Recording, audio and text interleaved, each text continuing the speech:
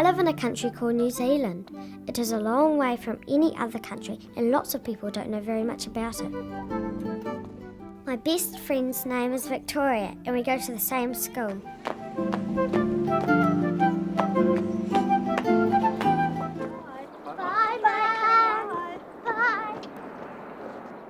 Today my big brother is taking Victoria and me to visit my uncle's dairy farm.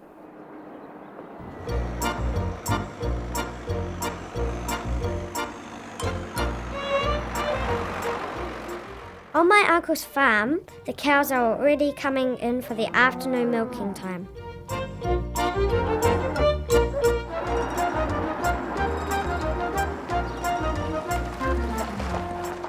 I love coming to the farm, but this will be the first time my friend Victoria has ever seen cows being milked. G'day, Nick. Hello, Nick. Good to see you. Lovely day?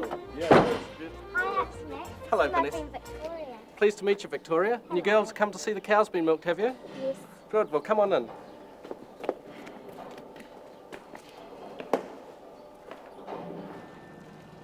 The cows are milked on a platform that goes round just like a very slow merry-go-round. What sort of cows are they? They're Frisian cows, and the youngest is 3 years old, and the oldest would be 11 years old. We're milking 300 cows at the moment, and we milk them twice a day. We get up at 5 o'clock in the morning to milk them, and we milk them again at 3 o'clock in the afternoon. That's 2 milkings. They're milked in the morning and milked at night. I take Victoria around to the other side where the cows get off after they're milked. They're so big. I know. When they are finished milking, the cows go back to the paddocks.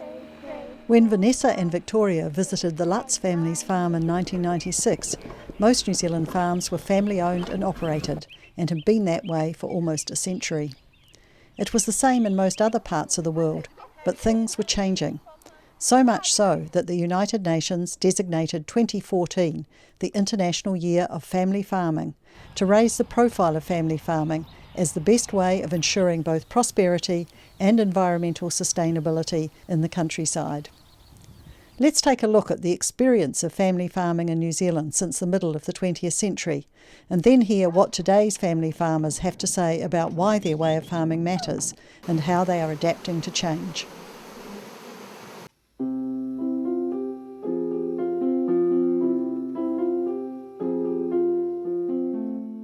At Matanaka in North Otago, New Zealand's oldest surviving set of farm buildings remain a testament to the creation of a community of a dozen family farms in 1840.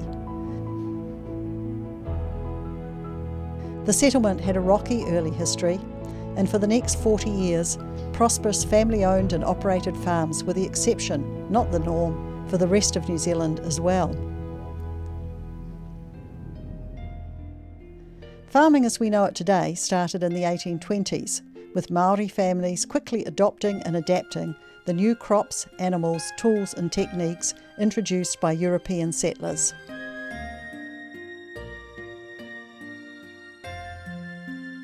While Māori farms on the fertile lowlands prospered by growing and exporting crops, in the drier, steeper parts of the country, huge estates covering thousands of acres produced wool. Demand for wool was high in the mid-19th century, and New Zealand experienced its first economic boom. New settlers poured in, and there was war over land in the North Island. Deprived of good land by post-war confiscations and alien land ownership laws and practices, Māori farming went into a long decline, from which it only began to recover in the 20th century. In the 1870s, the wool boom went bust. Hundreds of men who had come to New Zealand planning to work their way towards owning a farm of their own were instead roaming the countryside with swags on their backs, hoping to be chosen for casual farm work. Oh, farewell to you, old Geraldine. I am now upon the track. I'm travelling down that long and weary road with a swag all on my back.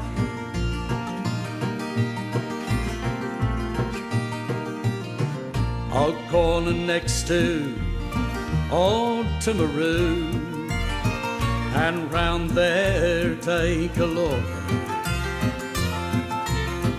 But if no farmers should want me there, I'll drop on down to the Hook. So farewell to you, old Geraldine, I am now upon the track. I'm travelling down the long and weary road with a swag all on my back.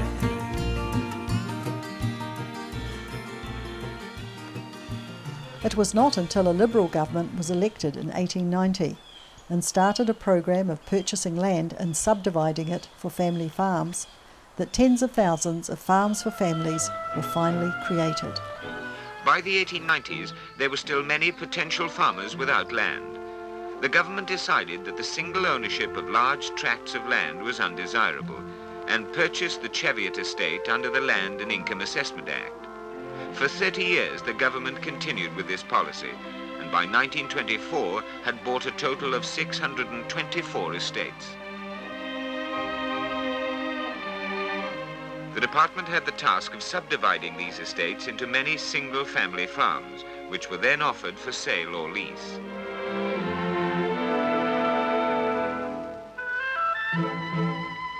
A typical example is Cheviot's Section 16, Block 8, consisting of 365 acres of well-grassed, flat-topped rolling downs.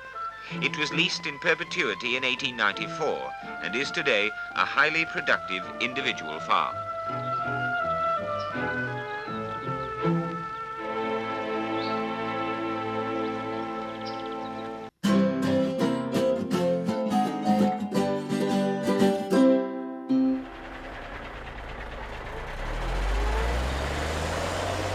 The state continued its farm creation program for the next 50 years, including turning the infertile pumice lands of the volcanic plateau into farms for families.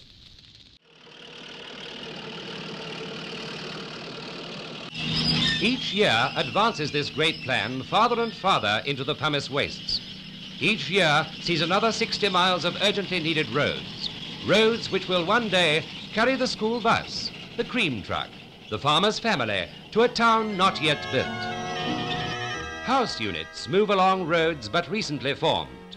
Power lines come in through the hills to meet them.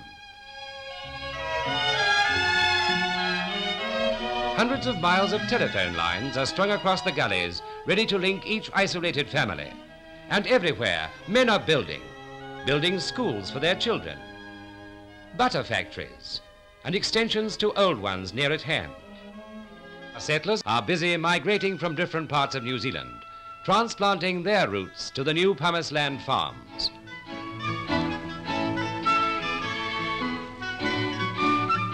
For each man, the next few years will mean plenty of hard work, subdividing his farm, increasing its yield, and paying off the mortgage. But with a farm he can call his own, a good house, and a good lady to run it, well, life's grand. At Harahara, the La Trobe brothers, Des and Jim, own one of the Waikato dairy farms. From the 300-acre farm, the brothers and their families earn a good living. One family lives in the house their father built.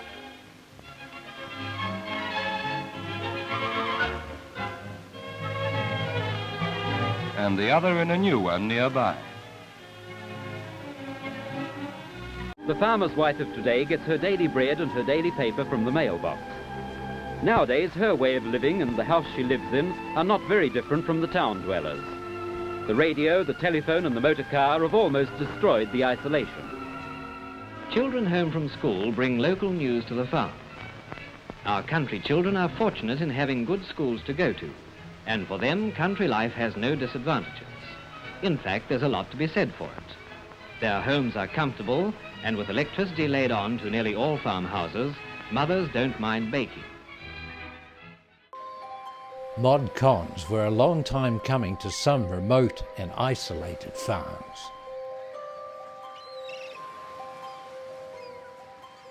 think you could call it subsistence living over here.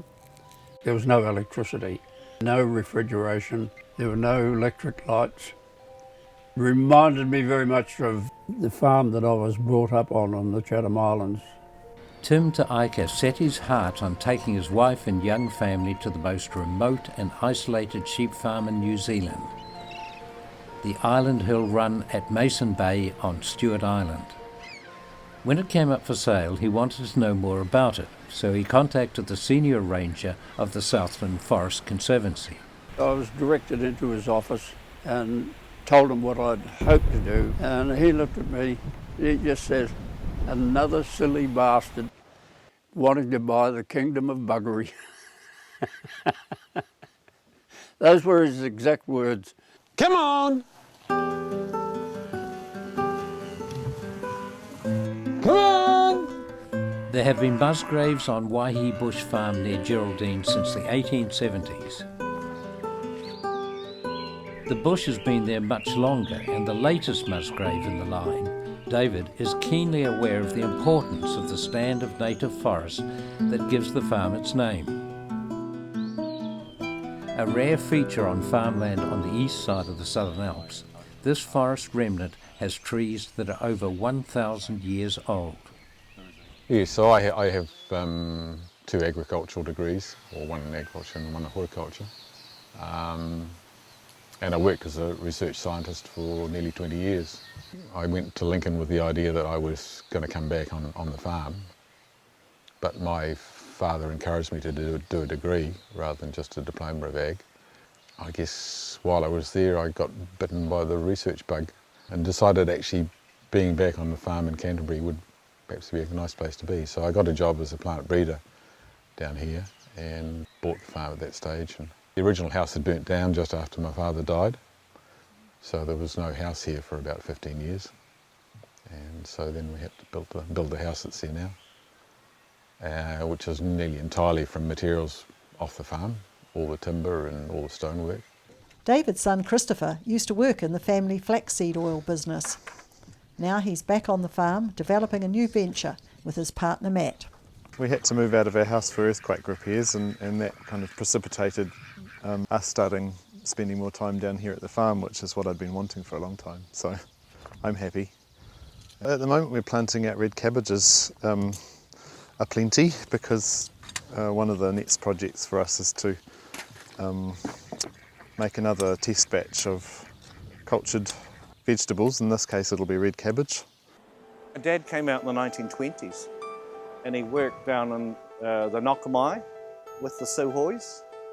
Then he came up to Oamaru in the 1940s to work in the Tauthara Kakanui market garden, and they were really sort of working to provide food for the war effort.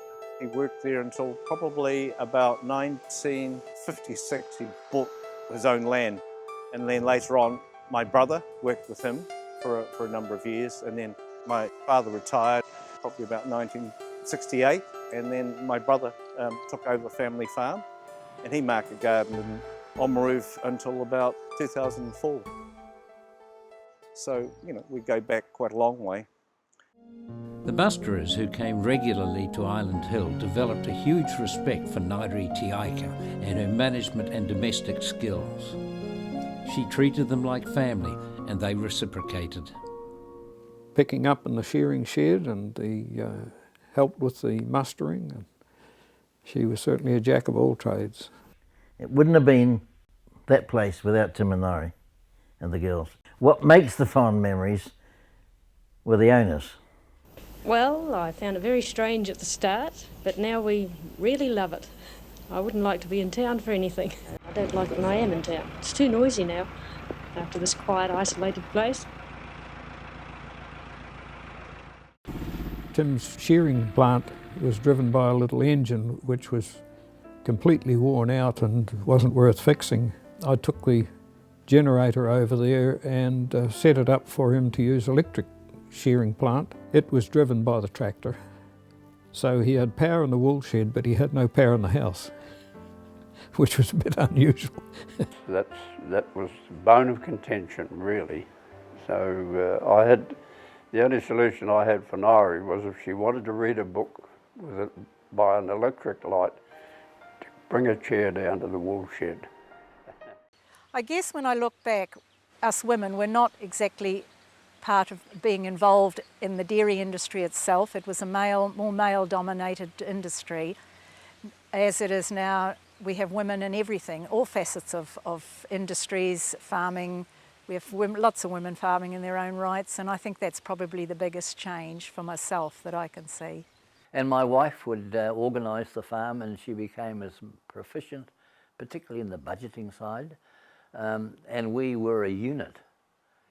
I do all the bookwork, all the office work, and I rear the calves. I'm also a milker, a relief milker mainly now, but yeah, I've been pretty much there all the way with Ben. You know, we look at it, we're doing things together, and you know, that's the main thing. Yeah. Partnership. Yeah.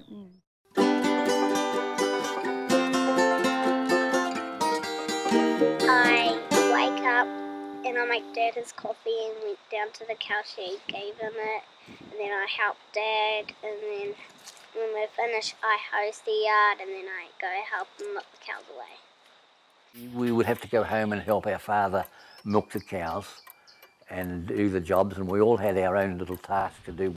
It was a very busy family life in those days. It was only a small farm in terms of today. I think it was 60 acres. We milked 30 cows. And then I got my proficiency when I was 13 years and 2 months, doing pretty good. Then I had to go home and pick up a bucket and hand milk cows.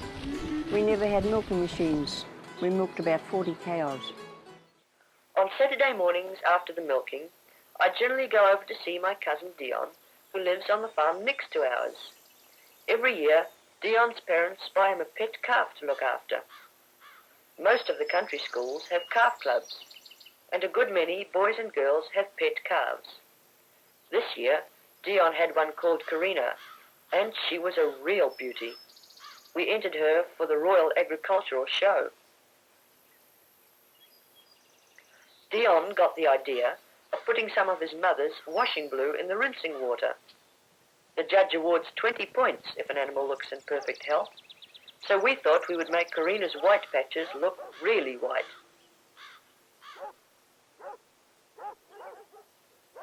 The United Nations definition of family farming includes the harvesting of wild plants and animals by families. At Karatani, as in so many other small ports around the country, the family-owned and operated inshore fishing fleet has dwindled dramatically since its heyday in the 1960s and 70s. But at the southern tip of New Zealand, a centuries-old whānau tradition of wild harvesting is still being carried on successfully and sustainably. On small islands off the coast of Stewart Island, the mutton-birds, or titi, return to breed in their burrows.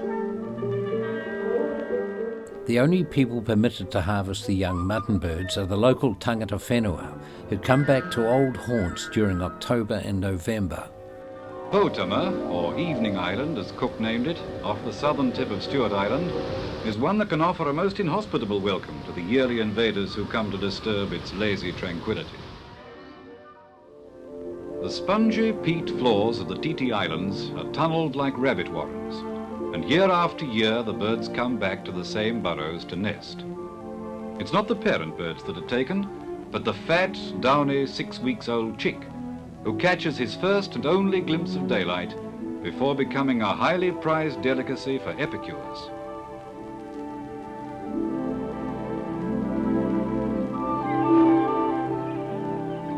Some of the connoisseurs amongst the birders shun the current trend of packing their birds in cans and stick to the traditional way of making bags from bull kelp, gathered from the island's rocky shores. The tradition of seasonal family food gathering and processing is centuries old. 3 generations take part in harvesting and preserving the titi, and as was the custom, the children are given time off school to participate. After many weeks, with their prized delicacies preserved in traditional kelp bags, the families return home.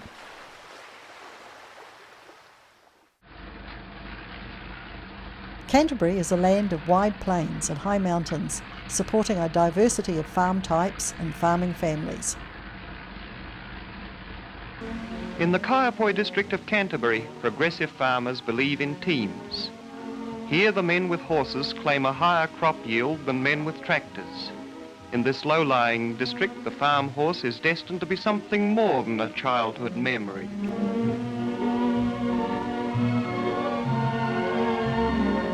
Mr. Powell is a leading farmer of this damp land near the mouth of the Waimakariri River. Year after year, away into winter his ploughing goes and back into spring. Like many farmers with a pride in the land, Mr. Powell is his own ploughman. On his low-lying farm, the old ways are best. He has production statistics to prove it. He carries on today and will hand on to the future a tradition of good ploughing which is Canterbury's pride.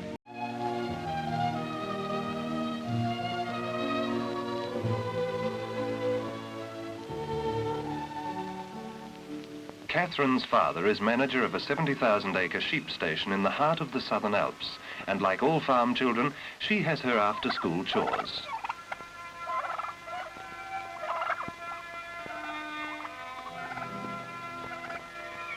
The high country, the farmland high up in the south of New Zealand, where the sheep live in paddocks or fields the size of large cities. 8-year-old Malcolm works during the annual sheep muster with his 10-year-old sister Nerily. There are some advantages in doing your schoolwork at home. Malcolm and Nerily are able to take time off to visit the sheep yards, where Tom and their father are drafting the sheep into different groups. Hey, hey, hey, hey, hey, hey, hey, hey.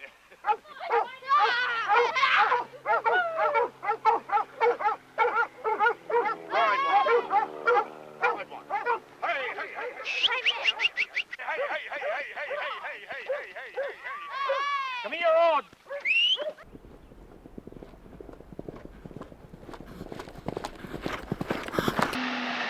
All of the electricity used on the farm is generated from water which comes down from the hills in pipes. Unfortunately, the pipes regularly become blocked with weeds, and it's Nerily's job to clear them.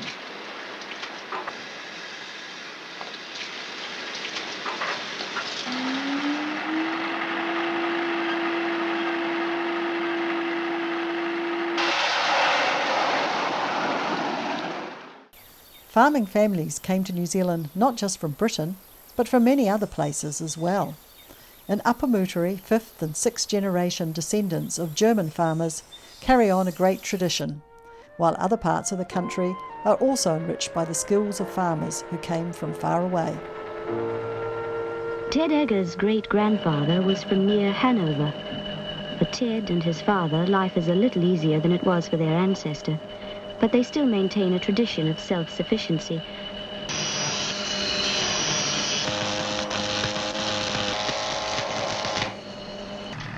Each November, another Eggers machine plants tobacco.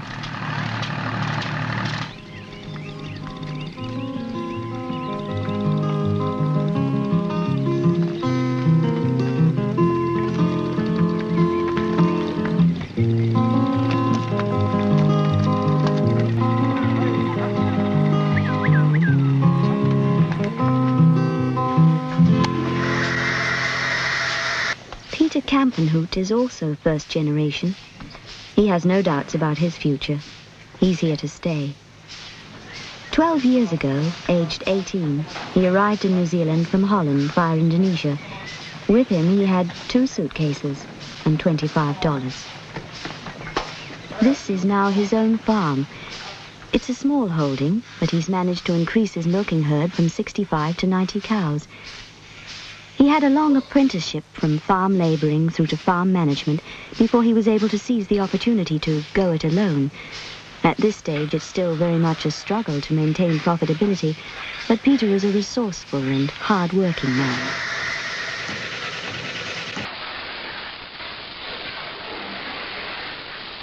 After the Dutch, the Yugoslavs are the largest continental group in New Zealand. And while most of them are now urbanized, they're still best known for the orchards and vineyards they soon founded in the new land. Peter Peter Babbage is the manager of the now sizable family business of Babbage Vineyards, and his brother Joe is the winemaker.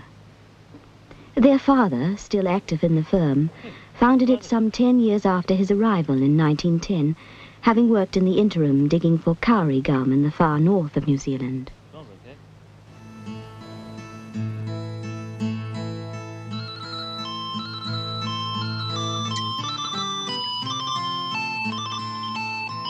The founding generations of immigrant farmers usually worked on the land for as long as they were able and involved their children in the work from an early age.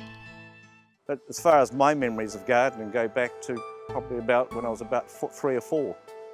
And when we first started, when I first remember those sort of what was happening in the garden, we used to have a draft horse. We used to have an old horse, and then gradually the tractors came and the mechanisation. It was all manual work.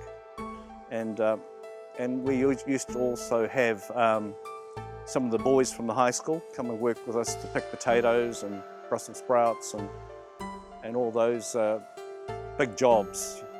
But yeah, it was a busy life.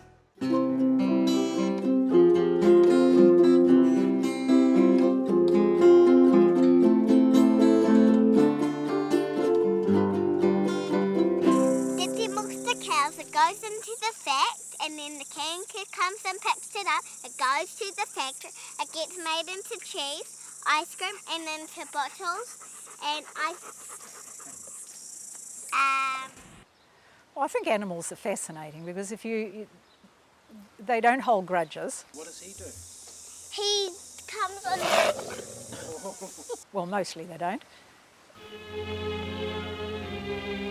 In Manutahi district on the east coast, the school day begins at early morning. The farmers' children come riding in under the shadow of Mount Hikurangi and down the river flats.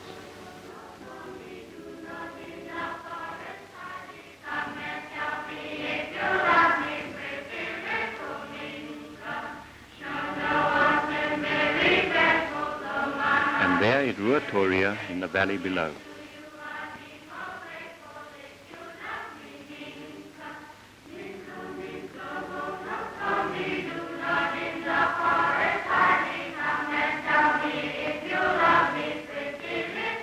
At Ruatoria is the Manutahi Native District High School with a roll of 300 pupils. They come from the busy township and the farms of the district, some by school bus and many on horses.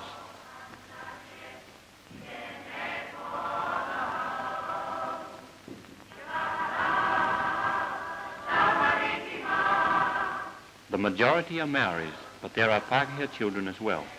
They come together in play and learning. The children are growing up ready for adult life in their community, and at Ruatoria, the school and community have close ties. Most of the townspeople are old pupils of Manutahi School. They've progressed from the ABC to the trades and professions of modern rural life. The Beach brothers own and run a butcher's shop, and down the road, Tane Seymour is the manager of the local dairy factory.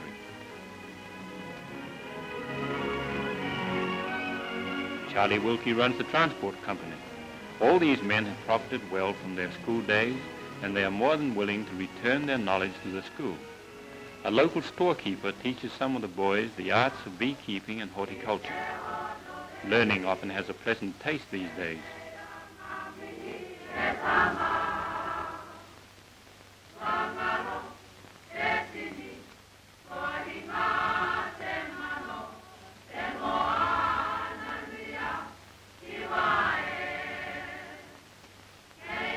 To learn by doing is the first principle of modern education, and growing up should be both serious and delightful.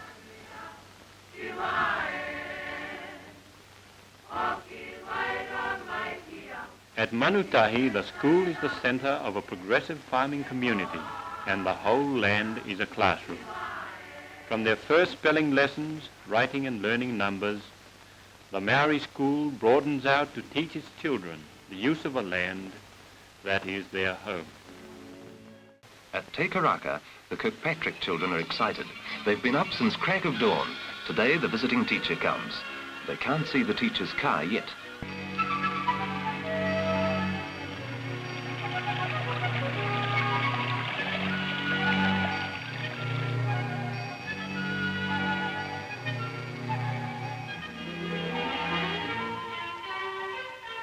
Eight children in the family and 7 of them on the school row, each one in a different class. What a handful for Mother. But cheerfully and efficiently she handles the job, and the lessons are well done and regularly sent back to the school.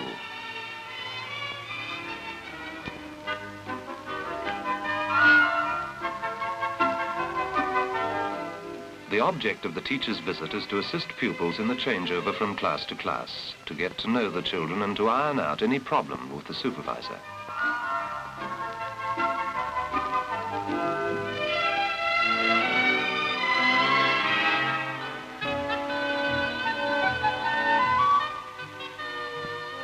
They're not going to leave me out of everything.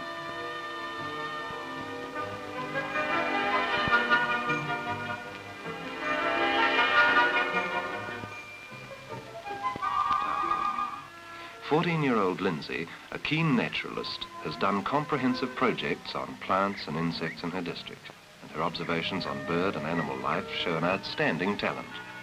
Her pets provide company on her expeditions. There are no other children her age in the district. The school's naturalist club provides information, advice, and encouragement.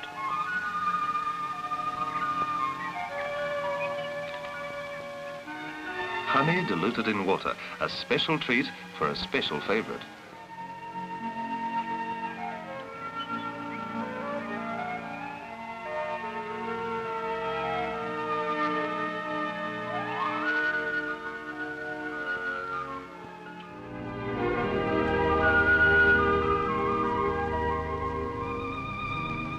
For all the homesteads in the gorge, the radio telephone is a great convenience. But to those which are cut off by unbridged rivers, it means the most. People who used to see one another 2 or 3 times a year now hear each other's voices 2 or 3 times a day. 4 replying to 2. Good morning, Toots. Oh, yes, there's a good thaw here today, but we're having an awful job to get the children to do their lessons. Libby's very thrilled. She's just got a letter from her teacher saying she's done good work. Over. Our youngsters are dying to get outside too. Over. From the correspondence school, the children learn of life down country. But the world they really understand is here. To help with station work is their greatest joy. Everybody helps, with the station owner doing the same work as his men. In the past, each station had to be a self-reliant community, with every person able to turn a hand to anything. This still holds, though now neighbors can be called on for help if it's needed.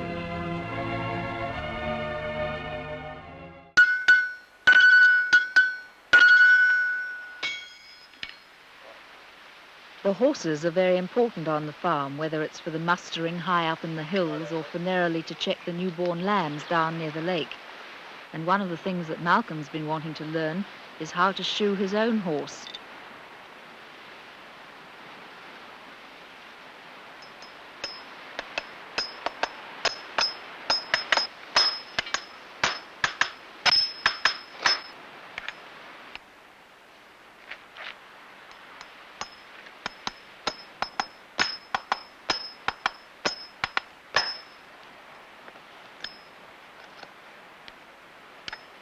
Righto, Malcolm.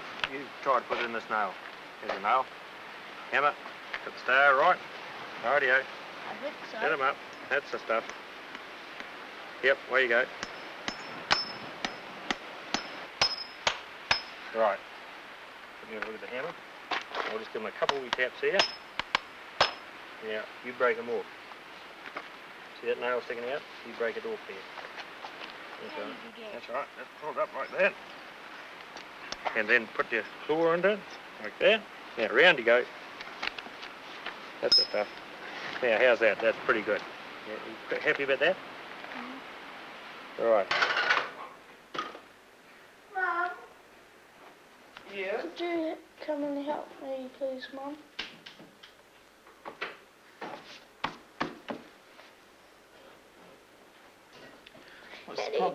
Because they live so far from the nearest school, Malcolm and Nerili's school lessons arrive once a week with the other mail and the regular groceries.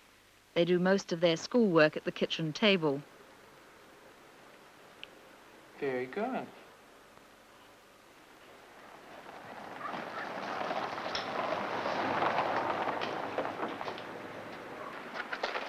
Hey, you kids, how are you? All right. Plenty of mail today. Homework, boy. Thank you, all right. How are Lacey? G'day, Les. How's things? All right. Bit of mail for you. Oh, super. Right. Thank you. Okay.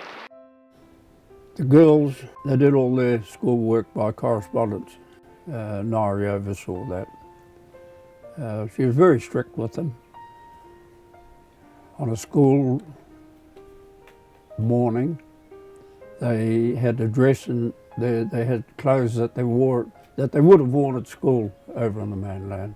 They were dressed up, the shoes were polished, hair was done tidy, they had ribbons in their hair and all that sort of gear.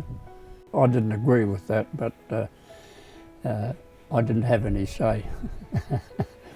Nairi set a standard that she maintained right through all the time we were here. We were criticised when we first brought the girls over here because of the isolation. In hindsight, though, I think they probably had a better understanding of the country we live in than kids who were brought up in town. Children learn farming skills by being given responsibility and a stake in the outcome. In the traditional dairying regions, generations of farm children have competed to raise the best calves. My calf was called Lucy, and she was a Frisian, and her number on her tag was 104. I had to lead her and brush her and wash her feet and always talk to her. Right through the district, the interest is with animals. Even in the schools, you'll find the youngsters with calves they've fed and reared. The grown-ups have their agricultural shows, the children must have theirs too, and members of the school calf club parade their pets before the judges. Everybody takes it seriously too, and the children know the good points of a cow or a calf. Because I got the most bursters and I got the most dairy type calf. And only the best are picked for the royal show, so you can imagine how we looked after Karina. She was a very important person. But the judge is very strict and watches every point. Our calf won first prize on her good looks, alert eyes, fine skin and straight back. Louise Saunders had the first prize-winning Jersey calf, and these Jersey calves congratulated each other.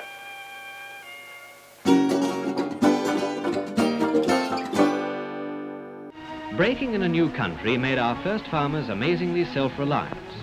They had to improvise and to take shortcuts to get the maximum returns.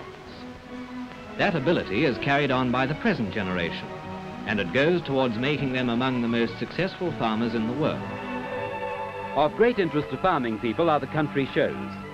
Salesmen vie in displaying rival types of machinery, making something near to a tractor lover's idea of heaven.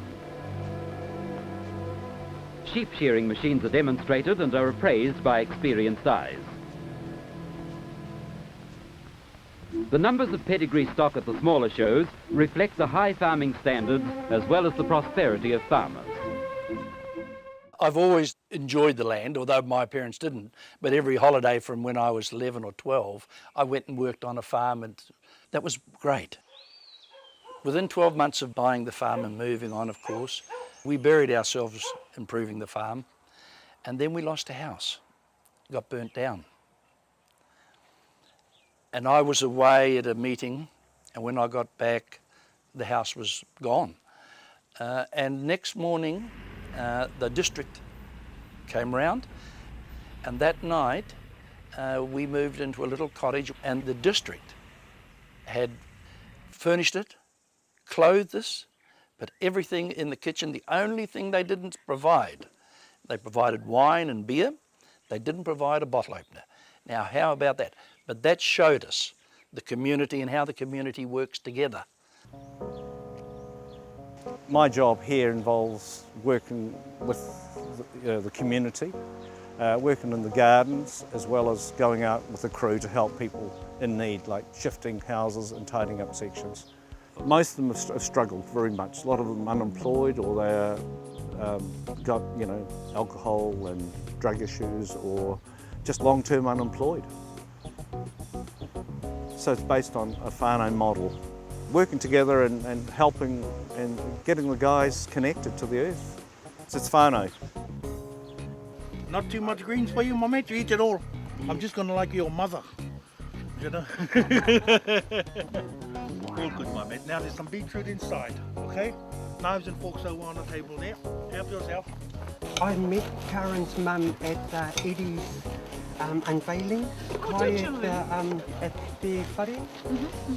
But they come here and they want to contribute and participate.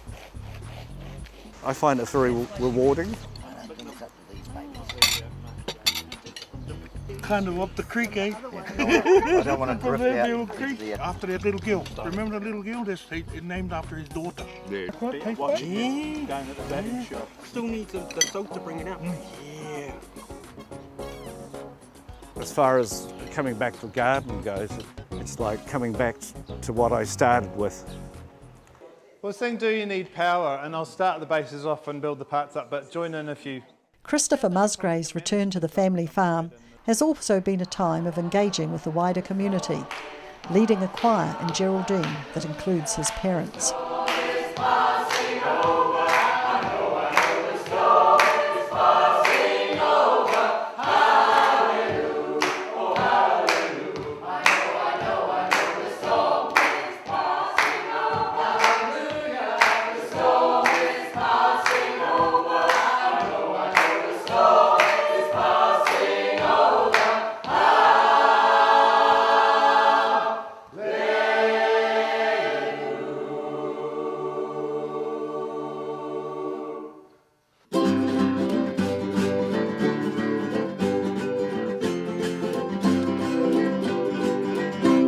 The cooperative, the basis of it is everyone's involvement. Family farms, family people who are committed, who've got a passion for farming. To run this farm of 1,700 acres carrying 3,400 sheep, it normally takes a manager, a shepherd and a boy. But at busy times, everybody lends a hand. The owner, who's retired from active farming, comes to operate the dip, and his daughter-in-law to help him.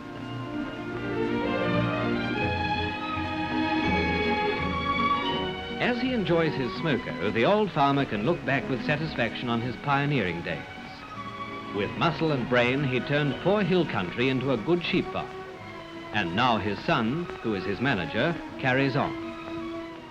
The early 1950s when we came here, it was normal practice for a son to take over the family farm.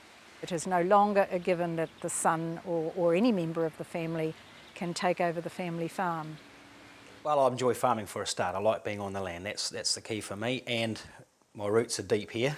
We've been here since about 1912, the family. On this farm now there are 4 generations of McLagans. To the point now where I'm actually a 4th generation on one of those original farms. The basis still in New Zealand is really a family farm, because the families tend to get the efficiencies out of farms. So when my dad bought his first herd of cows, it was 60 cows, which was pretty well an average size in 1950. We're now looking at 2011, and the average size is over 300 cows in New Zealand, and in many cases it's in the thousands, and I suspect it's just going to get bigger over the years. It's not like it used to be, but there's still family farms with herds under 200 doing what they have done for generations.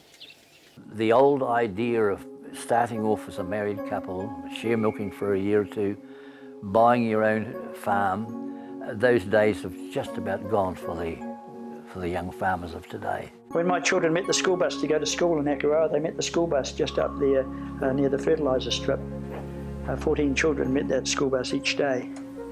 That school bus hasn't run for 10 years, and I don't think it will ever run again. I think we've lost something, and I don't know whether we'll ever get it back. You talk about buying a farm today, You know, $1 million is a very, very modest sum for anything. And now, of course, the amalgamations of farms have taken place. Where on my Gibbon Road we had 5 farms, we now have 1. The local district, we used to have 27 dairy farms, and now we're down to 7 dairy farms. And on those 7 dairy farms, the next generation's coming through on 3 of them, and the other 4, the next generation's just a bit young at this stage to be able to come through. But I think you'll see the intergenerational farming families still carry on in the future. I think our single biggest problem nowadays is the environment. Our farmers are getting better at being compliant and knowing what's expected of them, but I think it's going to be an ongoing issue for farmers in the future. When the International Organic Conference came to Lincoln in 1996, we had a pre-conference tour here, and somebody asked me, has having the bush on the farm changed the way you farm? And I said, of course, I couldn't possibly have farmed anything else but organically with the bush here. And then where did that idea come from? Because it wasn't consciously in my head ever.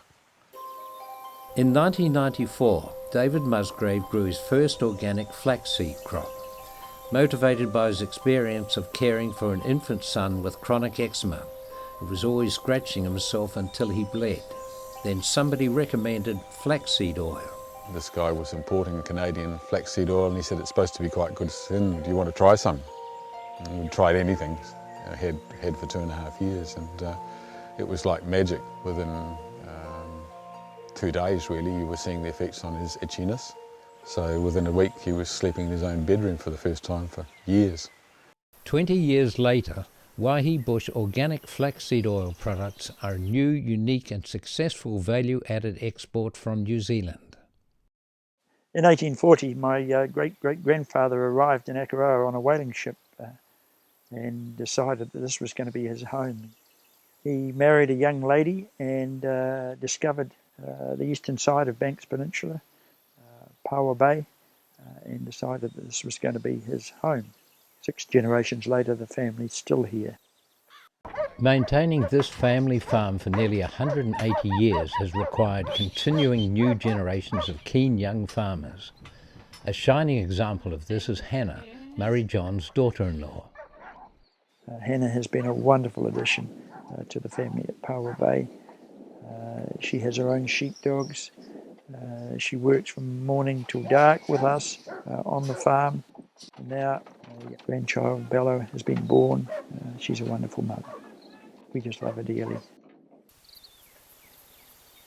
On the farm, somewhere between 900 and 1,000 acres, we farm sheep, cattle, deer, and I must say now, we also farm tourists. During the summer, up to 70 ships arrive in Akaroa, and we entertain them on the farm. So warm welcome to you. I told you my name's Murray, didn't I? I'm the oldest of 3 generations here on the farm at the moment, and we are as a family, very appreciative of you guys coming and visiting us. You guys are giving us the opportunity for our family to continue here. So we're going to shear a sheep for you now. This is Hannah.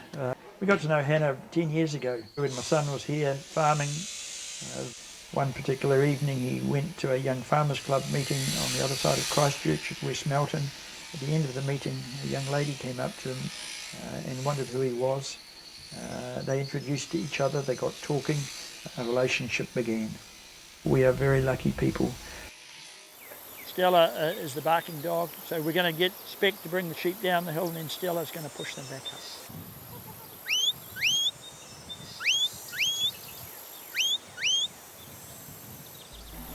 Traditional ways of life and work are notoriously hard to maintain as times and economies change.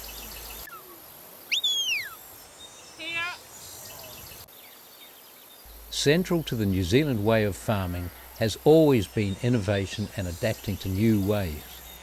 A century ago, Murray's forebears would never have imagined that their daily routines on the farm would one day become a source of wonder, education and entertainment for thousands of tourists. Thank you.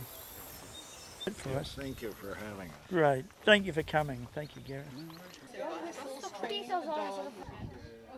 The Johns Family Farm is a welcoming place, where the skills and virtues of family farming as a way of living and contributing to society are showcased for all to see. The family farm, I think, over the generations has created a culture. Cultures that we probably don't realise are there, traditions that we don't realise are there. The corporate farmers are now coming in, and maybe that's the way we should go, and that's going anyway. But let's never lose sight of what we have in New Zealand. That's special. I live on a sheep station on the wing of the Southern Alps. We used to have a pet deer, but he got too wild and butted us with his antlers, so we had to shoot him for dog tucker. Hey, piggy, piggy, piggy, piggy! Listen to his angel.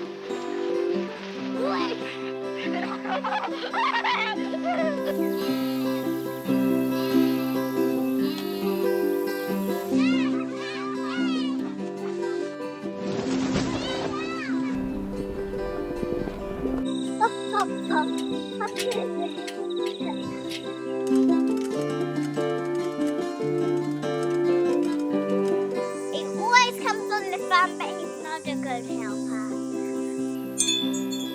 This is where I grew up. This is my environment. It's my life.